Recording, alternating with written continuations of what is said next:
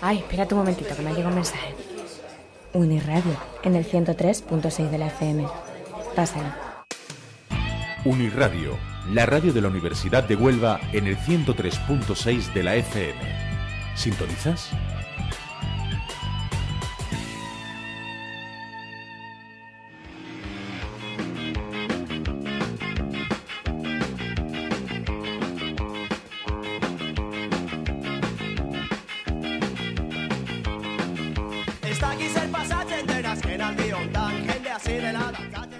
Buenos días, oyentes. Aquí estamos de nuevo en la 103.6 de la FM y muy contentos de volver con todos vosotros. Te acompañaremos Mario López y María Pérez. Bienvenida, bienvenido a Estudiantes Implicados.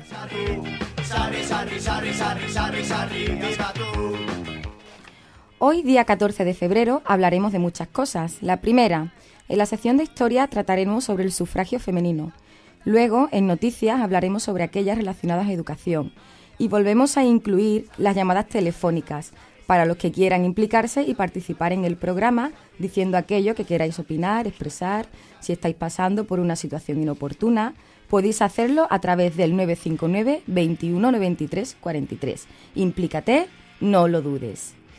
Y, como no, en nuestra sección de entrevistas tenemos como invitado a Jesús Salobrar, articulista y crítico. Buenos días, Jesús. Buenos días. Estamos encantados de que hoy nos acompañes y brevemente, dinos sobre a qué has venido a hablarnos. Pues principalmente, pues como persona adulta que tengo ya unos años, pues es sobre lo que nos está pasando a los ciudadanos en España y sobre todo a los jóvenes que tienen, bueno, no tienen futuro. Vale. En el segundo tiempo del programa estará con todos vosotros.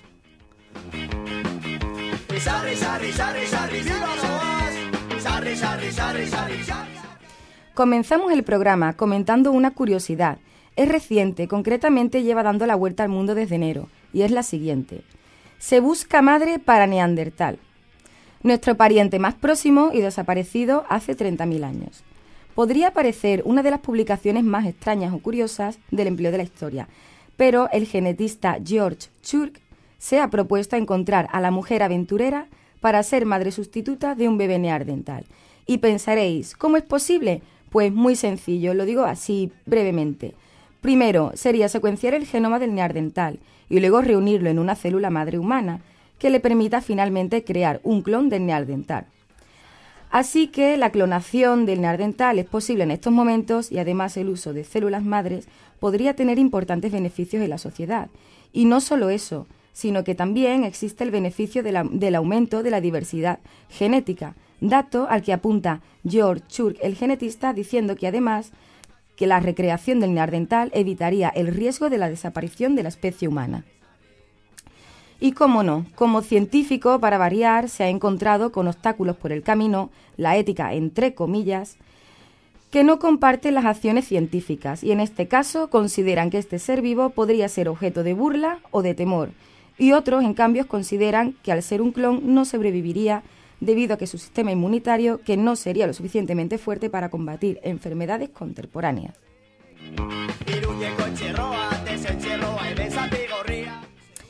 Bueno, y ahora pregunto, ¿qué os parece todo esto? Mario, ¿qué te parece? Simplemente me voy a reservar mi opinión con respecto al tema, ¿sabes? Bueno, vale. Aparte, juicios éticos que suponen un freno en los procesos de investigación científica, los retos pueden y deben ser superados.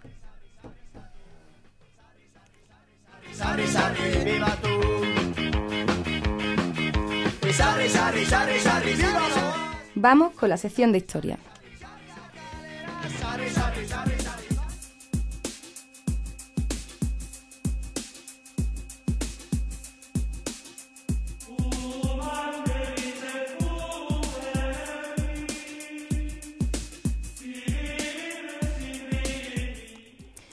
Hoy en Historia hablaremos del movimiento internacional por el sufragio femenino. Este movimiento fue llevado a cabo por las llamadas sufragistas. Fue un movimiento reformista social, económico y político que provenía de la extensión del sufragio, el derecho a votar a las mujeres, abogando por el sufragio igual y la abolición de la diferencia de capacidad de votación por género. Los y las sufragistas fueron a menudo miembros de diferentes asociaciones con el mismo objetivo, pero usando diferentes tácticas. Por ejemplo, las sufragistas británicas se caracterizaban por un tipo de defensa más combativa.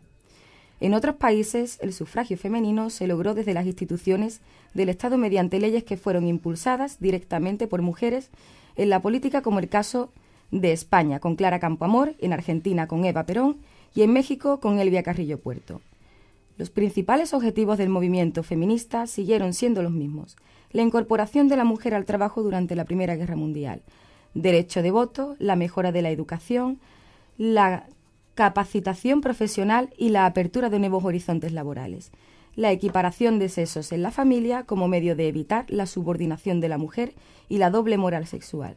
La gran novedad vino de la amplia movilización colectiva que supo dirigir el movimiento sufragista en determinados países. El sufragio femenino ha sido aprobado y revocado varias veces en distintos países del mundo. En algunos países, como Estados Unidos o Sudáfrica, el sufragio femenino se ha autorizado antes que el sufragio universal.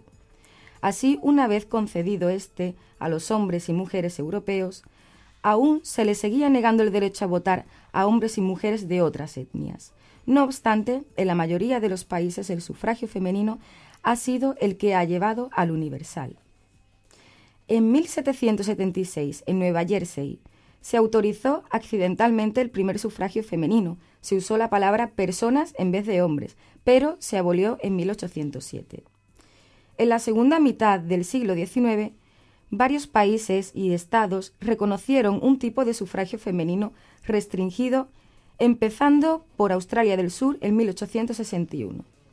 En 1869, el territorio de Wyoming se convirtió en el primer estado de Estados Unidos donde se instauró el sufragio igual, sin diferencia de género, aunque no el sufragio universal. No podían votar hombres ni mujeres de piel oscura. En 1893 se aprobó en Nueva Zelanda el primer sufragio femenino sin restricciones gracias al movimiento liderado por Kate Shepard. De todos modos, a las mujeres solo se le permitía votar, pero no presentarse a las elecciones. Las boletas femeninas de votación se adoptaron apenas semanas antes de las elecciones generales. Solo desde 1919 las neozelandesas obtuvieron el derecho a ser elegidas para un cargo político. El primer estado en ofrecer el sufragio universal y también permitir a las mujeres presentarse a las elecciones al Parlamento fue en Australia del Sur en 1902, según otros en 1894, y en Tasmania en 1903. Pero sí hay que decir que todos eran del Imperio Británico. Aquí no podían votar aborígenes. Pero eso sí, sin duda, el que puso en práctica que no solo las mujeres fueran elegibles y electoras. Los que lo pusieron primero fueron los soviéticos en 1917 y bueno, ellas fueron pioneras.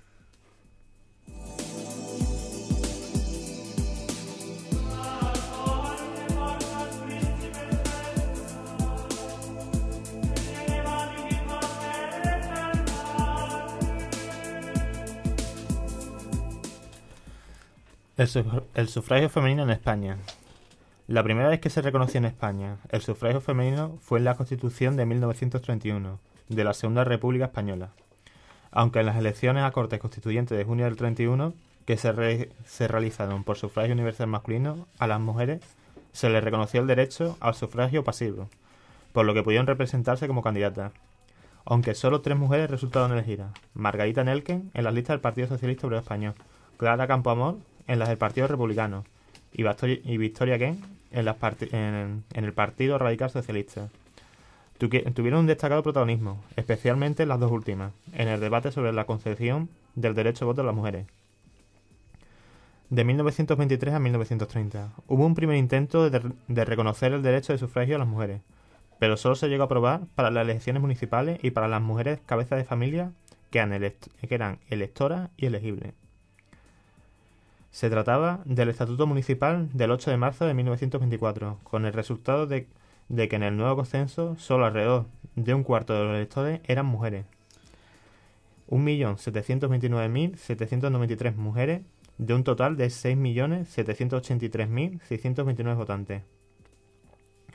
Al año siguiente, en el Estatuto Provincial se reconocía también el derecho electoral a las mujeres, en las mismas condiciones. Pero de nuevo, nunca podían ejercerla, aunque fuera solo las mujeres casadas y viudas, porque las elecciones nunca se celebraron. En el plebiscito que organizó la Unión Patriótica, el Partido Único de la Dictadura, entre los 11 y 13 de septiembre de 1926, que no fue ni siquiera un referéndum en que se pudiera ejercer el derecho al voto, sino que fue una recogida de firmas, los que se oponían a la dictadura no votaban. Participaban las mujeres mayores de 18 años que quisieran, al igual que los varones. Según los datos facilitados por el propio régimen, en el censo electoral de ese plebiscito patriótico, el 52% eran mujeres, y de estas participaban un 40%. En la llamada Asamblea Nacional Consultiva de la dictadura de Primo de Rivera, cuyos miembros no fueron elegidos, sino que fueron designados por el régimen, se autorizó que pudiera participar varones y hembras, solteras, viudas o casadas, aunque estas últimas debidamente autorizadas por su marido. Así que la Asamblea Abierta del 11 de octubre de 1927 hubo 13 mujeres de ellas. Concepción Loren fue la primera mujer en la historia en hablar en una asamblea política española.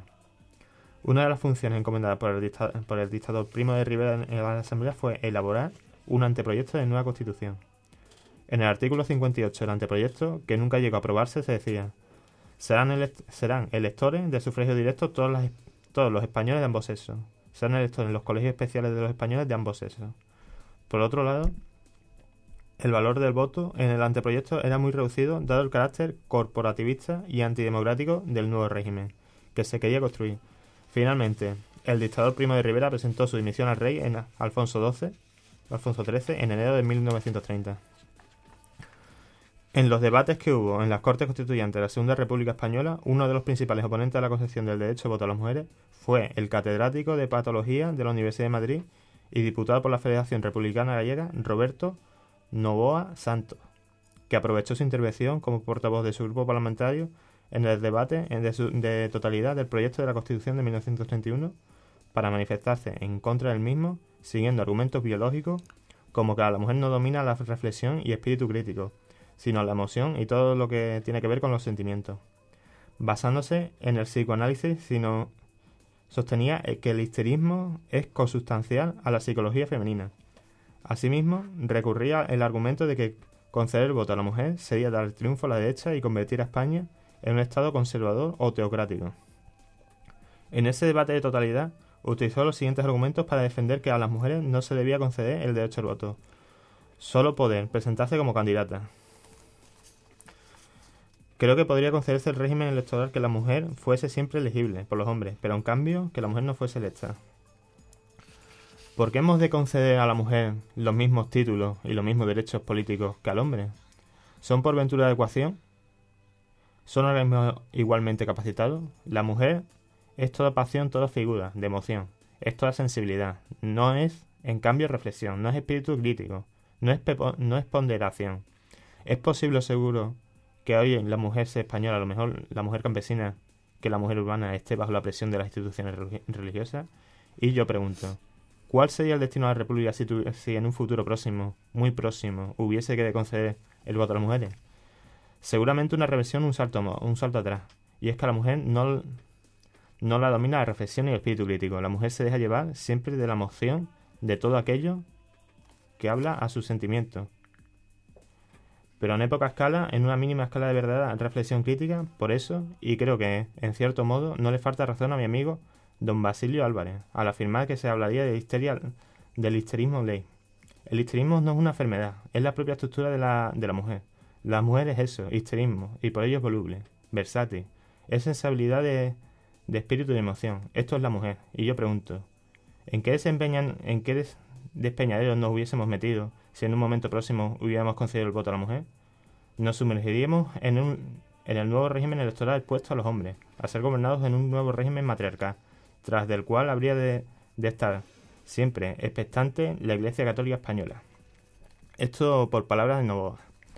El 30 de septiembre de 1931 comenzó el debate del artículo 34 del proyecto de la Comisión de Constitución, 36 en la reedición definitiva. en el que se reconocía el derecho al voto a las mujeres. El diputado Hilario Ayuso propuso una enmienda por la que los varones puedan votar desde los 23 años, pero las mujeres desde los 45, a los que Clara Campoamor no sabe si responder con el desdén o la indignación. A continuación interviene el portavoz del Partido Republicano Radical para advertir sobre los peligros que entraña el voto de la mujer y propone posponer la decisión de la futura ley. Estas enmiendas son rechazadas. Al día siguiente, 1 de octubre, interviene en Victoria Kent para pedir que se aplace la concesión al voto a las mujeres, porque en su opinión, la mujer española carecía en aquel momento de la suficiente preparación social y política como para votar responsablemente, por lo que, por influencia de la Iglesia, su voto sería conservador, lo que perjudicaría a los partidos de izquierda. En su intervención ante la Cámara dice: que creo que el voto femenino debe aplazarse, que creo que no es el momento de otorgar el voto a la mujer española, lo dice una mujer, que en el momento crítico de decirlo renuncia a una idea. Lo pido porque no es con ello merme en lo más mínimo la capacidad de la mujer. No, señores diputados, no es cuestión de capacidad, es cuestión de oportunidad para la República.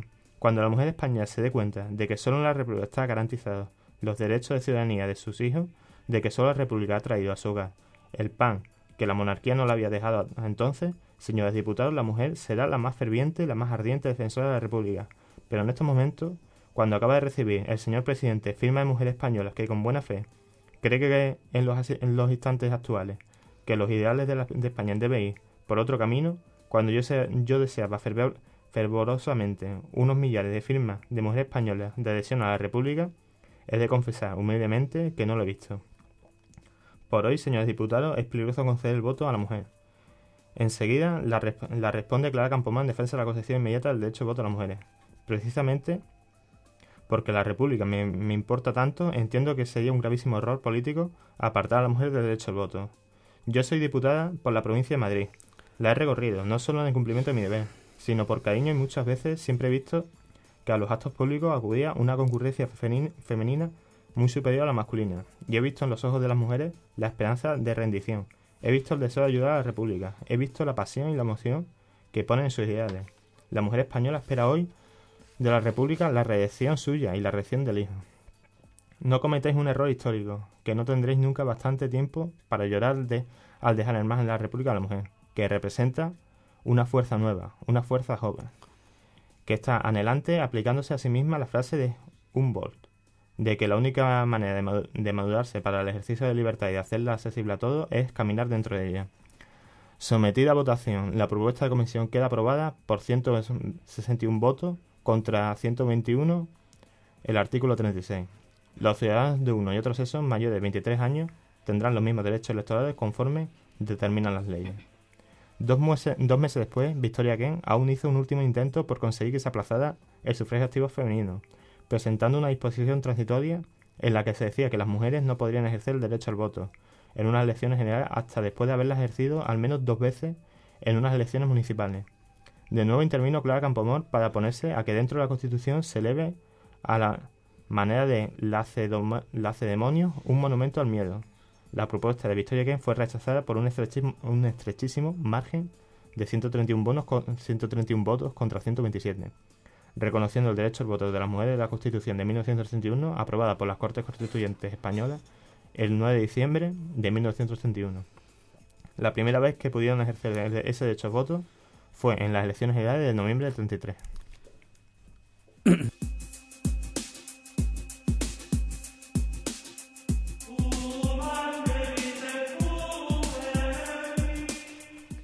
Bueno, y hasta aquí nuestra sección de historia. Vamos ahora con los sucesos de actualidad.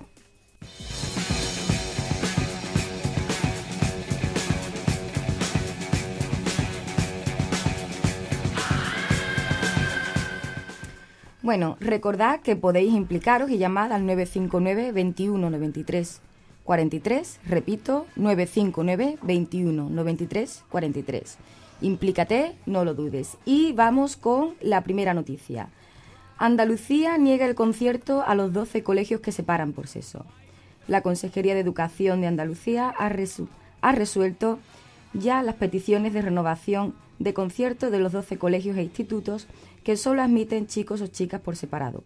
La Junta les niega los conciertos educativos, como ya se había anunciado. Fuentes del Departamento de Mar Moreno han informado de que el lunes se envió a los equipos directivos de estos 12 centros un escrito con la resolución negativa. Ahora tienen 10 días para alegar. Durante este periodo, algunos de los centros podrán reconsiderar su postura y admitir a alumnos de ambos sexos y, por lo tanto, recuperar la financiación pública. La medida no afecta a los 3.159 alumnos que ahora estudian en estos centros. Es decir, la no renovación solo supondrá que se vetará la entrada de nuevos estudiantes en régimen de concierto. Los escritos enviados por la Consejería son la culminación a un largo camino que Andalucía emprendió hace más de una década para acabar con la financiación de los colegios que separan por sexo. La Administración andaluza cuenta con el respaldo del Tribunal Supremo en contra de lo que ha dictado en los últimos años el Tribunal Superior de Justicia de Andalucía. Resolvió este verano que la Junta puede retirar los conciertos a los colegios de educación diferenciada. Pero aunque el Supremo zanjó en julio este asunto, no se ha cerrado la polémica. El tribunal basó su sentencia en que la ley vigente de Ley Orgánica de Educación, LOE, que según los magistrados impide que los centros sostenidos con fondos públicos puedan separar a los alumnos por sexo en el proceso de escolarización. Sin embargo, el ministro de Educación, José Ignacio Wert, ha apoyado abiertamente a este tipo de enseñanza minoritaria. En la reforma educativa que está tramitando, se blinda explícitamente los conciertos con los que los centros que segregan. El problema es que esa reforma no está en vigor, es decir, que Andalucía tiene ahora el respaldo legal de eliminar estos conciertos.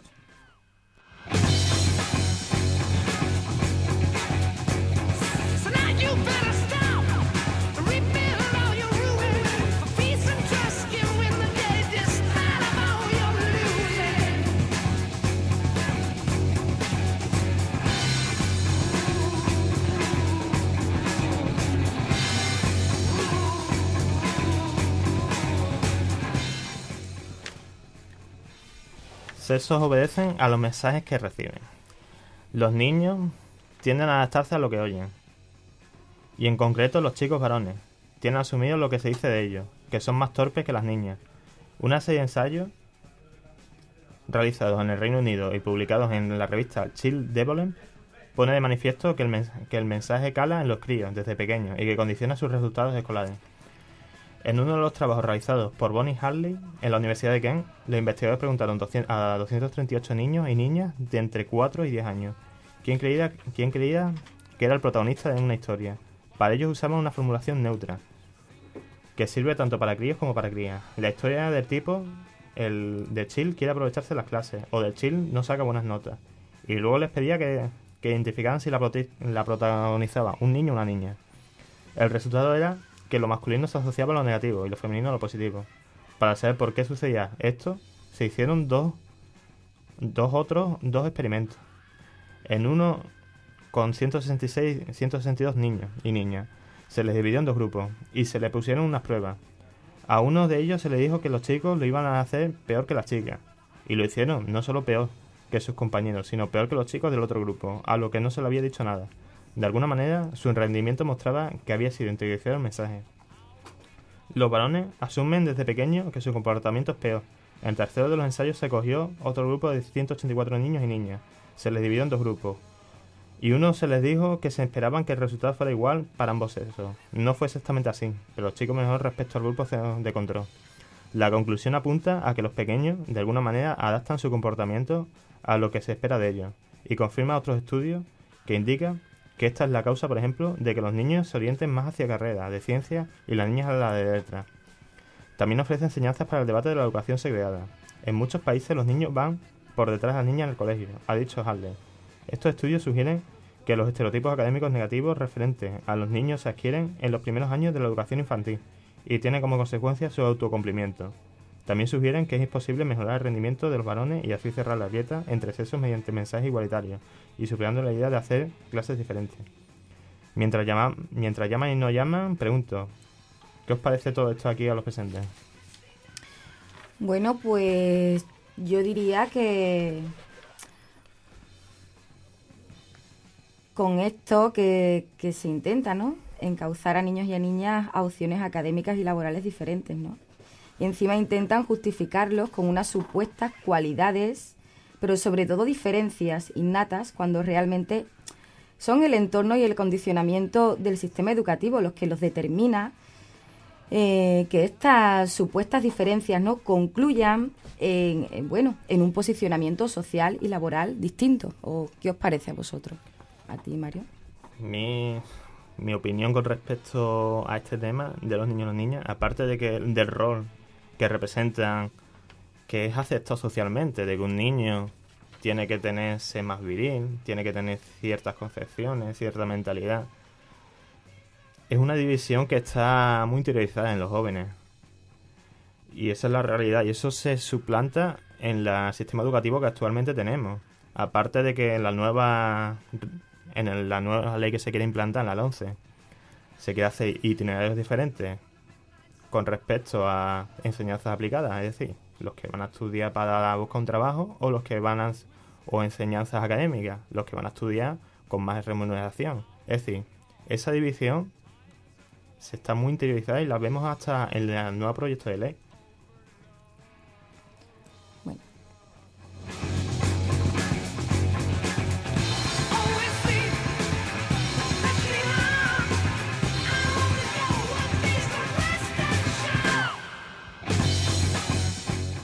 Bueno, vamos ahora con una breve pausa publicitaria y volvemos enseguida con más noticias en Estudiantes Implicados.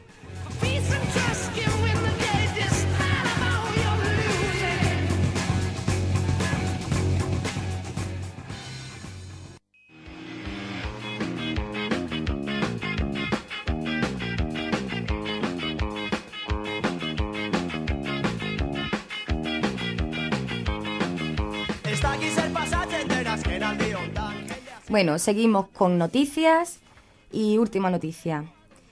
Los alumnos que sean expulsados del centro deberán hacer trabajos para la comunidad. Esta lleva algunas semanas por ahí dando el bombo, pero bueno, dice así: los estudiantes de colegios valencianos que sean expulsados podrán realizar trabajos para la comunidad, como la limpieza de pintadas, la colaboración con entidades caritativas, tareas de jardinería o de asistencia a personas de la tercera edad. Pues la curiosa iniciativa parte de la Dirección General de la Calidad Educativa de la Consellería de Educación y se enmarca dentro de una medida que se pondrá en marcha el curso que viene. Se trata del contrato familiar tutor en el que los padres se comprometen con el centro a cumplir una serie de acciones, como puede ser el apoyo a alumnos en la realización de los deberes. Y según señalaron desde el departamento, una de las cláusulas del contrato será la posibilidad de realizar las tareas sociales, por lo que la firma del documento implicará el consentimiento de los padres. Por otra parte, la Administración firmará convenios con diferentes municipios interesados en participar en el proyecto, que se concentrarán en la rúbrica de un escrito por parte del alcalde en el que figurarán las condiciones de la colaboración y de las tareas a realizar. Tal y como apuntó Beatriz Gasco, responsable de la calidad educativa, además de la autorización de la familia, no se descarta acometer una modificación de la normativa que regula la convivencia escolar, donde figuran las causas de expulsión para disponer del máximo respaldo legal. Además, se estipularán varias categorías de actividades en función de si se trata de un alumno reincidente o si ha sido apartado por primera vez. El objeto de los trabajos comunitarios es concienciar al estudiante de lo que implica ser enviado a casa temporalmente, además de dotarle de actividad durante su ausencia. Apuntan a que es una de las medidas correctivas más contundentes que se pueden aplicar. Los motivos de expulsión, al parecer, están detallados en el Decreto 39/2008, que regula la convivencia en los centros públicos y concertados. Solo se puede adoptar esta decisión en caso de incurrir en una conducta especialmente lesiva y son los siguientes motivos. Se trata de actos graves de indisciplina, injurias o agresiones contra miembros de la comunidad educativa, vejaciones o humillaciones con componente sexista o xenófobo, acoso escolar, suplantación de la personalidad, falsificación o sustracción de los documentos académicos, daños graves en las instalaciones, acciones que perjudiquen la salud, la introducción de sustancias estupefacientes, la incitación a cometer faltas graves que afecten a la convivencia o el acceso a ficheros o servidores de manera lícita. Además, dicen que hay que añadir las conductas contrarias al reglamento interno del centro si ocurren circunstancias de publicidad intencionada. Un ejemplo de esto. En el último caso fue un alumno que publicó en la red social fotos de sus compañeros ataviados con mantas ante la falta de calefacción. Bueno, ¿qué podemos decir ante esto, no? Aparte de que están mezclando hay una cosa con otra que no tiene nada que ver, ¿no? Estos castigos a los alumnos suponen que realicen trabajos gratuitos que las administraciones ya deberían garantizar. ¿Qué os parece a vosotros? Bueno, yo pienso de que este problema, el problema de la política educativa, representa lo que podría ser un fracaso escolar, ¿no? El fracaso escolar tiene que ser la misma escuela los que tienen que solucionarlo, eso está claro. Pero es que no podemos incentivar ni culpabilizar a los estudiantes que tienen fracaso escolar haciéndolos trabajar.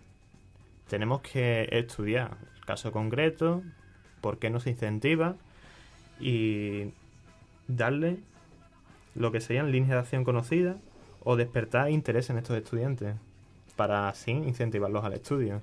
Tengo aquí una definición de fracaso y me gustaría leerlo porque es interesante y esta definición hecha por el Foro de Sevilla, un manifiesto que hicieron por la manifestación, por otra política educativa. Fracaso. El fracaso no es anónimo, tiene nombre, historia y cultura. No se produce súbitamente. Es el resultado de un proceso que se puede identificar y prever. Y tiene que ver con el tipo de contenido descontextualizado y sin sentido, que se enseña y evalúa y con un proceso de enseñanza y aprendizaje que no facilita ni promueve que el alumno establezca conexiones y elabore sus propios significados y conocimientos. Lo que quiere decir es que el fracaso va más allá. Es decir, va con el mismo políticas educativas, el mismo método de enseñanza.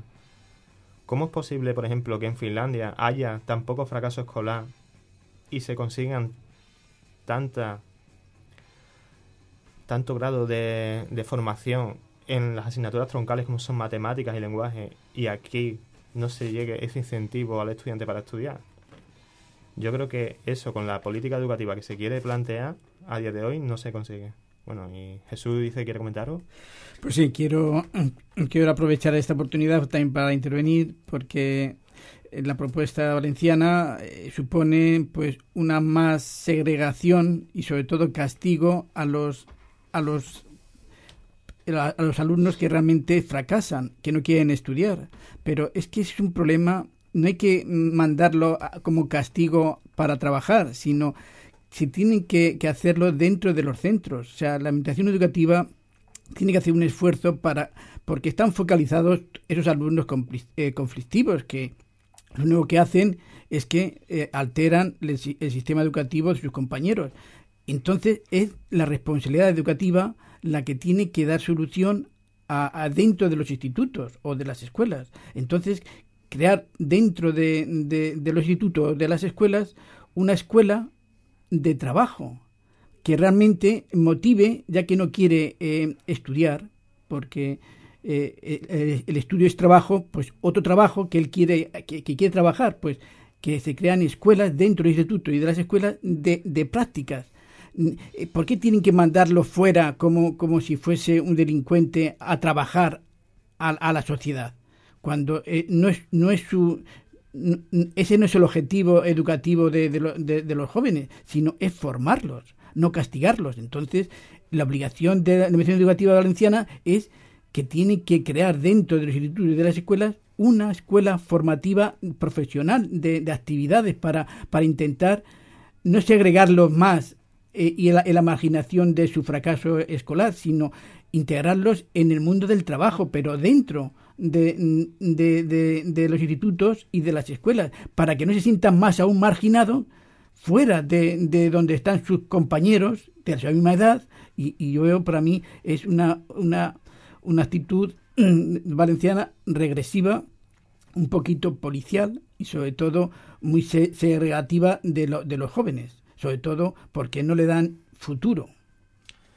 Yo pienso que más que futuro es que estamos dividiendo ya, simplemente como se está planteando la cuestión, estamos dividiendo a los que tienen más facilidad para el estudio, pueden ser con condiciones familiares, pueden estudiar más, condiciones sociales, etcétera, etcétera, y a los que no pueden estudiar lo estamos dividiendo más. Ya la LOCE lo plantea, la anual que sé que plantea, de una división de itinerarios, etcétera, etcétera. Pero es que aquí también existe esa división, ¿sabes? Esta cuestión de dividir a los alumnos entre los que pueden estudiar y los que no van a estar trabajando.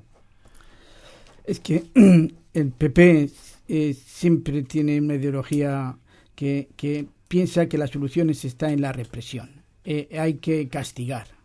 Y la integración parece que eso no está en su estructura educativa. Entonces, y es la integración más que la represión, es donde realmente se intenta, por lo menos, recuperar a esos alumnos y alumnas que no quieren estudiar, porque no entienden lo que le está explicando los profesores.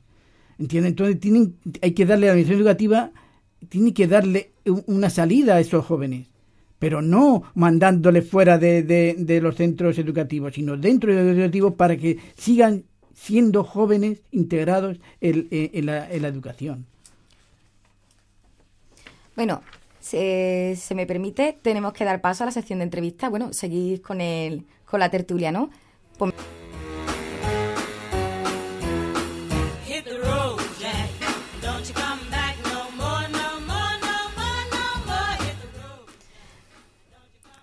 Bien, primeramente, Jesús, darte la bienvenida. Gracias. Y antes de empezar la sección de entrevistas, háblanos un poco sobre ti. Llegan nuestros oyentes tu experiencia.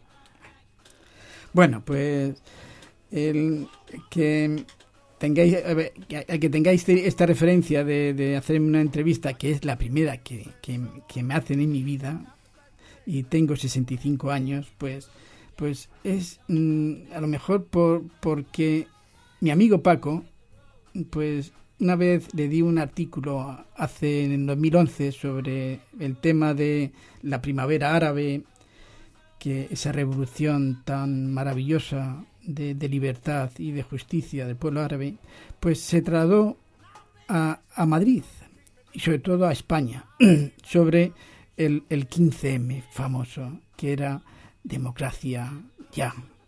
Y hice un artículo y le gustó.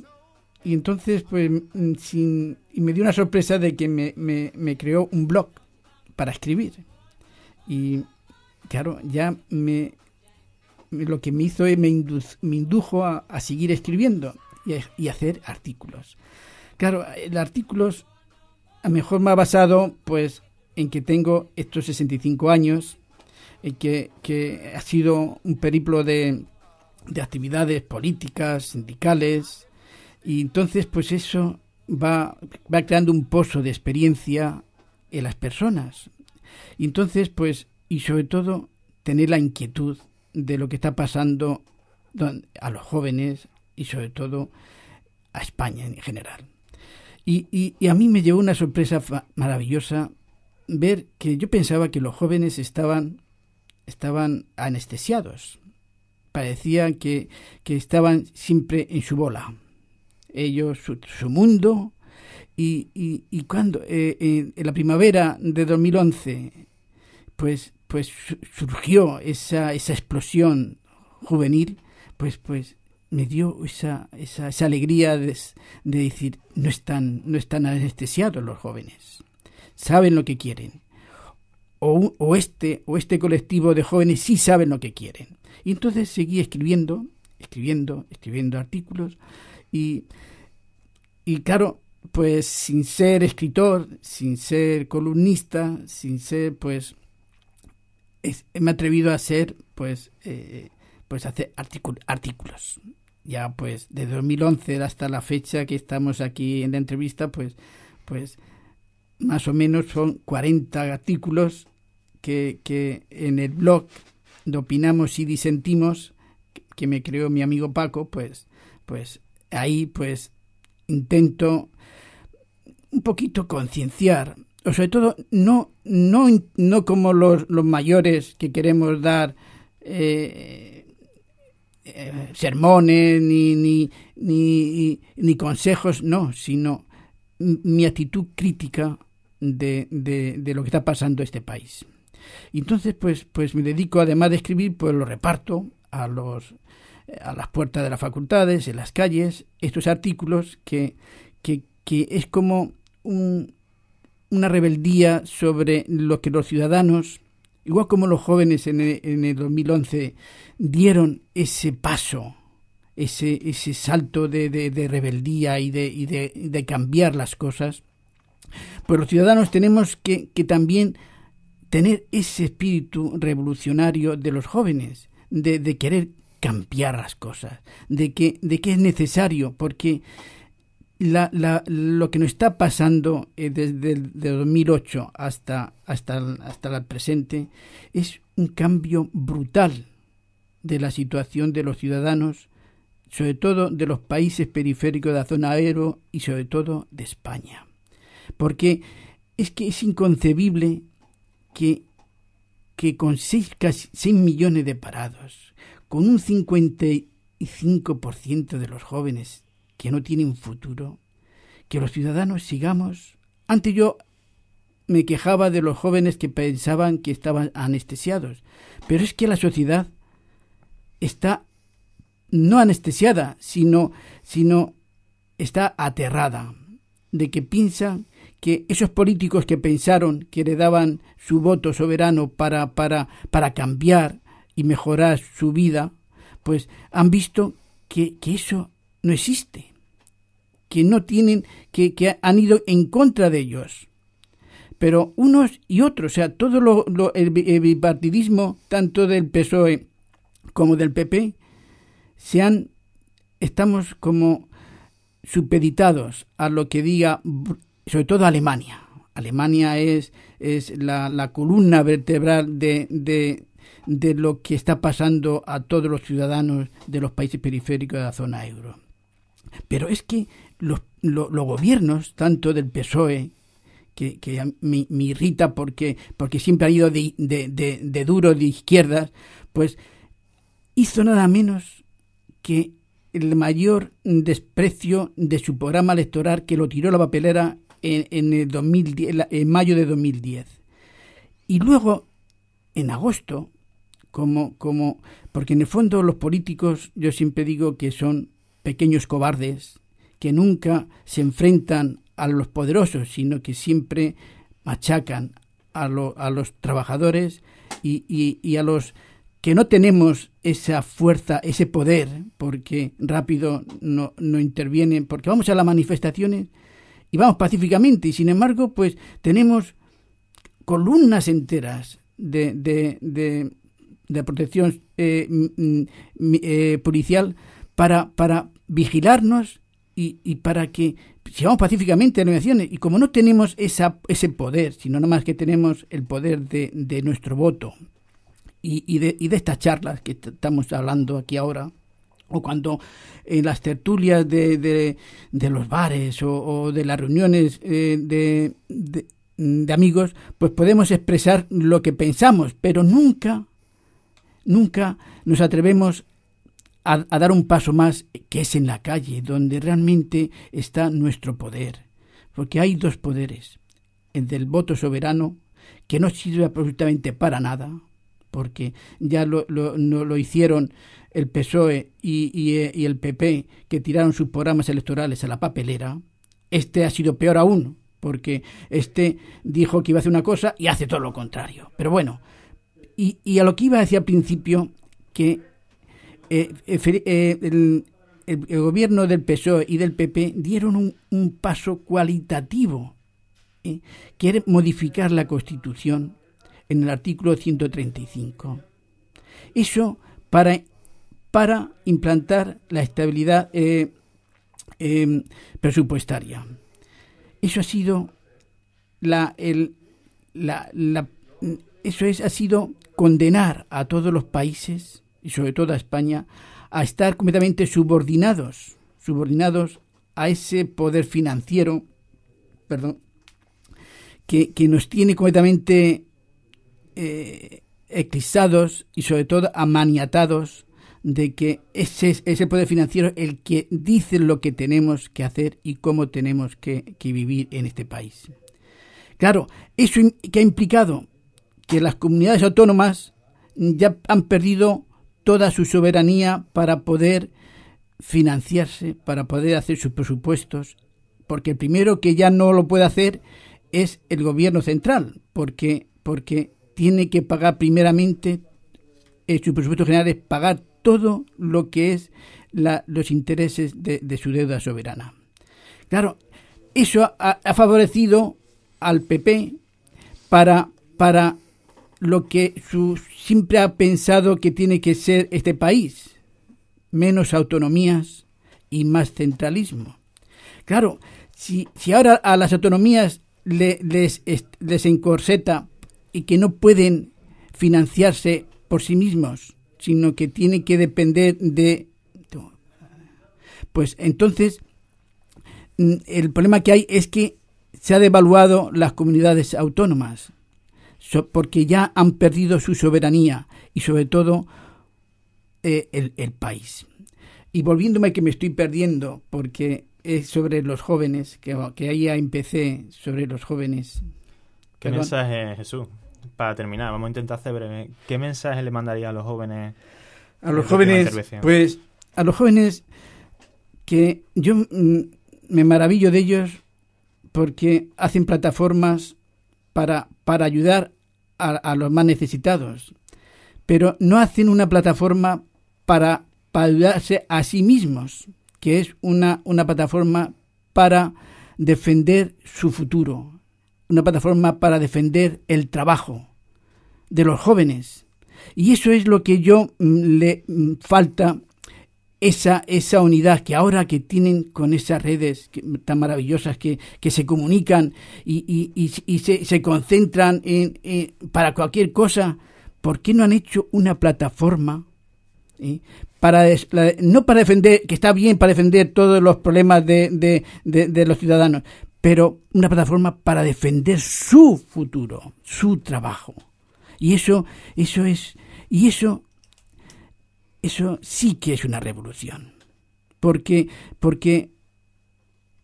si se aglutinan todos los jóvenes en esa plataforma porque no se puede, unos jóvenes que han tenido una carrera, que tienen formación y no tienen futuro, al final esos jóvenes se olvidan de lo que han estudiado y pierden su autoestima, toda su potencial de cambiar un país. Y por eso es lo que yo no hago una crítica hacia ellos, no, pero positiva, sino porque tienen que hacer una plataforma para ellos, para luchar por su futuro y por su trabajo. Nada más. Ese es mi pequeño mensaje, nada más. Bueno, y terminando, Jesús, ¿cuál es la página web para poder buscar, para seguirte? Pues mi blog, el blog de que me hizo mi amigo Paco, es opinamosydisentimos. blogspot.com. Blogspot.com. Ahí está. Bueno, pues opinamos y disentimos.blogspot.com. Vale, pues muchas gracias Jesús por haber estado hoy aquí compartiendo tu tiempo con nosotros. Las gracias las tengo que dar yo por darme esta oportunidad en mi vida de hablar por unos micrófonos en la radio. Estás invitado a venir cuando quiera. Gracias a ti.